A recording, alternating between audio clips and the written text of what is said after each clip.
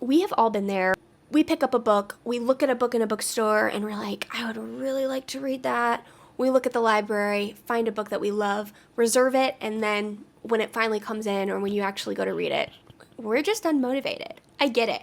Reading slumps happen. Maybe you've really never gotten into reading, or maybe you haven't read in months. This video is for you because I'm going to show you 5 really quick, simple books that can spark your joy for reading and really get you back on track for your reading goals, if you have them. If not, they're just books you can enjoy.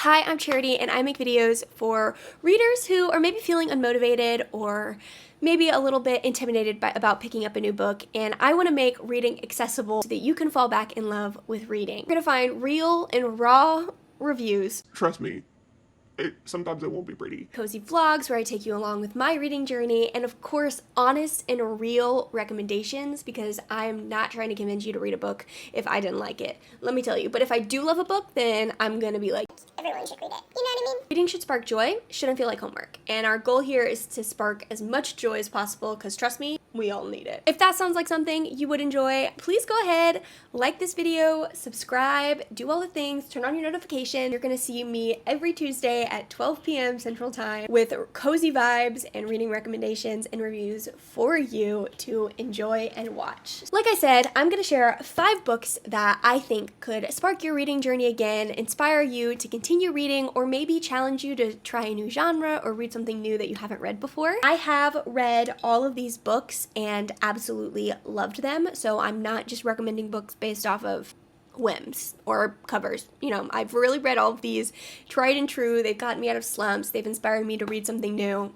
Highly recommend. So if you are watching this in the background, go ahead and keep making your bed or doing your laundry. And if you are just watching this to enjoy it, then write down some of these books, because let me tell you, they are good. Let's start with a couple romance books that I really enjoyed. I don't tend to read a lot of romance. It's something I'm trying to start reading more of, so I don't have too many recommendations, but I do have a few that I have enjoyed. We have Practice Makes Perfect by Sarah Adams. This is one book that did get me back into reading in 2024. I read it right after Assistant to the Villain, and honestly, I picked it up because I just really liked the cover. I loved I love the spring vibes. It's cute. I did dive right in and I tried annotating it, and I quickly realized that this was just a lighthearted romance, and I could annotate it if I wanted to, but there weren't too many life-changing quotes. You're reading this purely for enjoyment. This book follows Annie Walker, who lives a quiet life in Rome, Kentucky, running the local flower shop, and she meets Will Griffin, who is a bodyguard to her future sister-in-law, who is a pop star, and it follows their romance. This is such a sweet, lighthearted read. It is a closed-door romance, which means there's not any actual spice. There's lots of banter, lots of sweet romance, and watching these two fall in love was so just sweet. It's been a couple years since I've read it, so maybe I don't remember all the details, but I do remember that I read this in almost one sitting. I actually didn't realize until after I'd finished it that this is the second book in an interconnected standalone series about the siblings of Annie Walker. There's 3 out, and she is writing the 4th, and I believe it's set to come out sometime next year.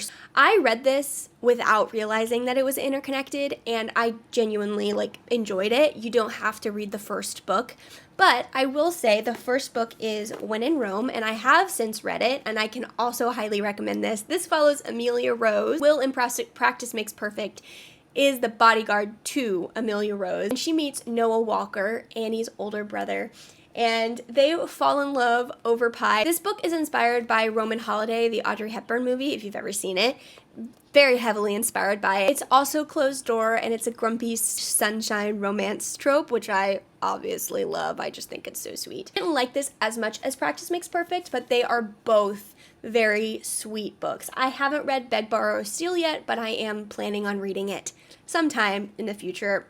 I would highly recommend this. I think I gave Practice Makes Perfect, I think I gave it 3.5, 4 stars, so it wasn't life-changing, but like I said, we're focusing on quickness and lightheartedness in this video. These are 100% quick and easy reads. Sticking with the romance genre, we have the RomCommers by Catherine Center. I really love Catherine Center's writing, and this actually was the first book that I read by. I believe this came out in 2024. This was a 5-star read for me. I will say I listened to this. It was such a great audiobook experience, like genuinely. This book follows Emma Wheeler, who is a screenwriter and wants to kind of break into the screenwriting community, and she gets the opportunity to work with Charlie Yates, one of the most popular screenwriters in Hollywood. I absolutely loved the banter in this book. They both have their own struggles. This isn't 100% lighthearted, but I will say that they do overcome their struggles. I thought that they worked through them beautifully, and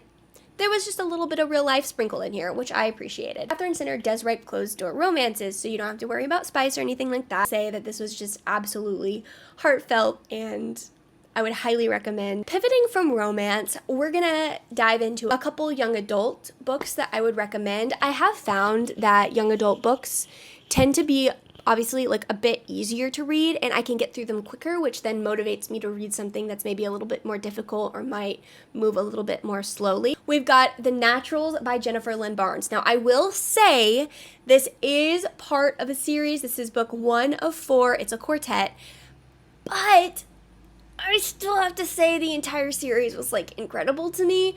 So don't let the fact that this is a series deter you from reading it, because you can 100% read this book and then get to the others later. This is an introduction to an ongoing plot line that does run through the 4 books though. So you do kind of have to like finish all the books to see the whole story wrap up. This book was an absolute 5-star. It's still my favorite book out of the quartet. Cassie Hobbs, who is our main character, is absolutely incredible. She was written beautifully, so relatable, and even though she's literally like 16 or 17 in the book and I'm like a full-grown married adult, I wanted to be her. I wanted to go through what she was going through. I wanted to do exactly what she was doing. I wanted to just put myself in her shoes, and I was able to because I read the entire series, and that was so much fun. This book follows Cassie Hobbs, and her whole life she's been able to read people very well. Always been able to piece together the tiniest detail. She's approached by the FBI and is recruited into the Naturals program, which is a secret operation by the FBI where they recruit teenagers who have these natural ability. It could be you're a natural at math, you're a natural at understanding when people lie, so you're basically a human lie detector. For Cassie Hobbs, she's a natural profiler. She joins this group of teenagers who are naturals at solving crimes, basically, and she's trained to solve cold cases. As we get deeper into the story, we learn that there's much more at stake than just unsolved crimes, and that maybe these kids are in more danger than they assume. I can't get too much into it because I don't want to spoil it for you, but it is fast-paced, a bit suspenseful, but not in an overwhelming way. Just such a quick-paced, gripping read. Looking for like Criminal Minds vibes, but in young adult, this is the book for you. Goodness, I'm gonna lose my voice. Alright, sticking with young adult, but pivoting over into the fantasy realm, our 4th book is Daughter of the Pirate King by Trisha Levenseller. It's a pirate fantasy book, and it's just such a fun adventure. We're following Alosa, who is the daughter of the Pirate King. Obviously. She's sent on a mission by her father to retrieve an ancient hidden map. The only catch is that she has to let herself be kidnapped by a ruthless pirate crew who is in rival with her father. She meets the first mate, Raiden, who's pretty attractive and a lot more clever than Alosa would like. This follows Alosa's adventure as she tries to find the hidden map, comes across enemies she was expecting, as well as some unexpected love. I rated this 4 stars. It was such a quick read. It was so easy to read. Now, I don't know about you guys, but fonts of a book do make a difference for me if I'm not reading on my Kindle or listening to it. And I just want to say, like, the font of this was just very easy to read, and I appreciated that as well. It is the first of a interconnected trilogy. However, you can read this as a standalone. I read this as a standalone and have not continued the rest of the series.